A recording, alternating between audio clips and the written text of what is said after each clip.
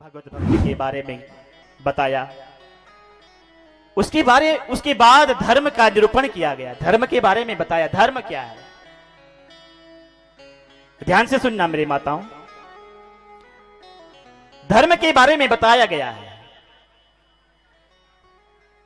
यह महाभारत से लिया गया है। इसलिए महाभारत में धर्म अधर्म के बारे में बहुत लिखा है, सत्य असत्य पर लिखा है, न्याय और अन्याय पर लिखा हुआ है। महाभारत में 1,00,000 मंत्र हैं मेरे भाई बहन, और 1,00,000 मंत्रों में से ये 12,000 मंत्र हैं। यह हरिवंश पुराण। वेदों में भी 1,00,000 मंत्र हैं और 80,000 मंत्र तो केवल कर्म कांड के ही हैं। 16,000 ज्ञान कांड के और 4,000 उपासना कांड के मंत्र हैं। धर्म के बारे में बताया कि धर्मस्य तत्वम निहितम गुहायां। धर्म का जो तत्व है वो तो गुफा में छुपा है। महाजनो येन गतस पंथा। महापुरुष जिस मार्ग पर चलते हैं करेंगे तो धर्म हमारी रक्षा करेगा। धर्मो रक्षति रक्षितः। हमें धर्म की रक्षा करनी चाहिए। धर्म का विस्तृत निरूपण किया गया है।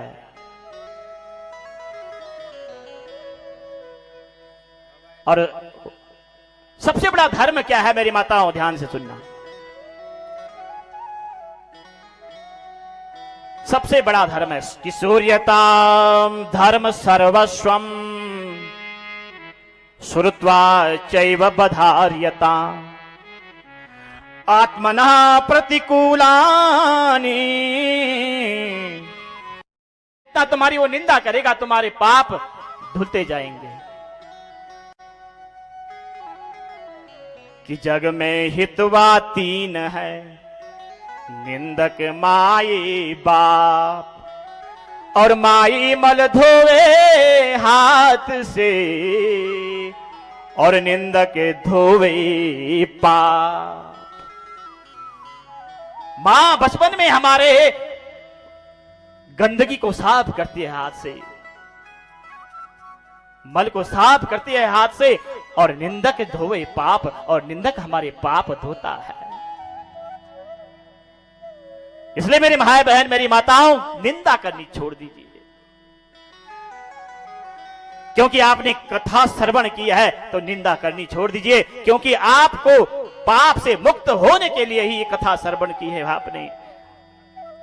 और किसी की निंदा करके अपने ऊपर पाप मत लगाओ। इसमें भगवान राम के वंश के बारे में विस्तार से बताया है। नारायण हुए, नारायण के ब्रह्मा हुए, ब्रह्मा के कश्यप हुए, कश्यप के सूर्य हुए, और इसी वंश में नभग हुए, नाभाग हुए, नाभाग के अम्बरीश हुए, अम्बरीश हरिश्चंद्र हुए, और इसी वंश में सगर हुए, सगर के बाद जो है असमंजस हुए, असमंजस अंशुमान हुए, अंशुमान के भगीरथ हुए, जिनकी कृपा से धरती पर ये गंगा मां का अवतरण हुआ। और भगवान सूर्य के वंश का विस्तार से वर्णन, राम के वंश का विस्तार से वर्णन, चंद्र वंश के वर्णन आया, चंद्र वंश का वर्णन बताया भगवान कृष्ण का जिस वंश में अवतार हुआ। अंतिम पर्व में कलयुग भविष्य की बात बता रहे हैं मेरी माताओं। समय को मद्देनजर रखते हुए आचार्य जी का निमंत्रण आ गया है। 12:40 पर आपने समाप्त करना है। तो भविष्य पर्व में कलयुग का वर्णन आया। कलयुग के बारे में कहा है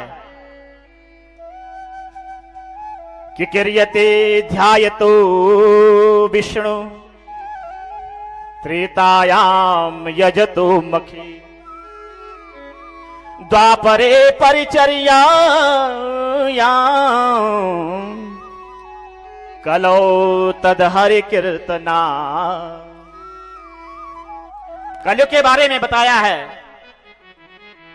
सतयुग में जो है मनुष्य की आयु 1,00,000 वर्ष थी। सतयुग में 1,00,000 वर्ष, इसलिए तपस्या करते थे और तपस्या के द्वारा भगवान की प्राप्ति होती थी। त्रेता युग आया, त्रेता युग में 1 शून्य हटा दी तो 10,000 वर्ष मनुष्य की आयु बची। उस समय जो है भगवान प्राप्त होते थे यज्ञ करने से, बड़े बड़े यज्ञ होते थे।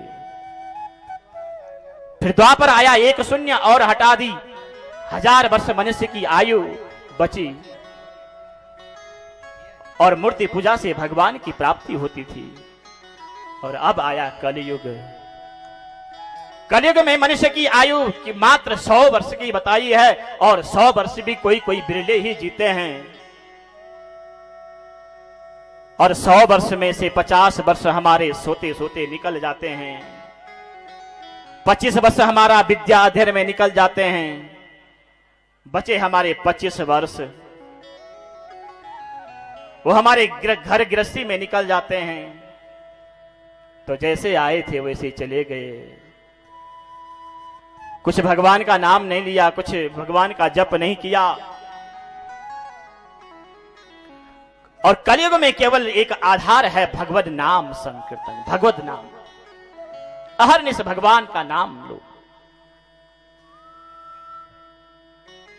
कि कलेर दोष निधे राजन अस्ति एको महान गुण कीर्तना देव कृष्णस्य मुक्त संग परम ब्रजे। मेरे भाई बहन यहां से लेकर क्या जाएंगे? भगवान का नाम का सहारा, बाकी कुछ नहीं लेकर जाना है यहां से। कि मात कहे यह पुत्र है मेरा, बहन कहे यह भाई। ये जितने रिश्ते नाते हैं ये शरीर के हैं।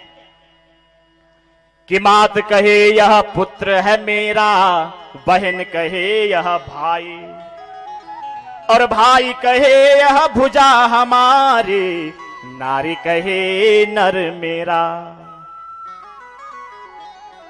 3 महीना तक तिरिया रोवे, 6 महीना सग भाई।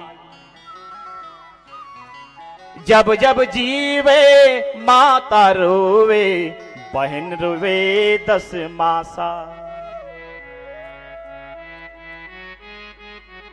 यहां से लेकर कुछ नहीं जाना है। 4 गजा गज रंग बनाया, चढ़ा काठ की घोड़ी।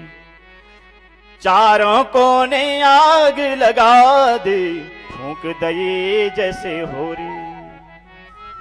ये जीवन का कोई यहां से साथ नहीं जाता।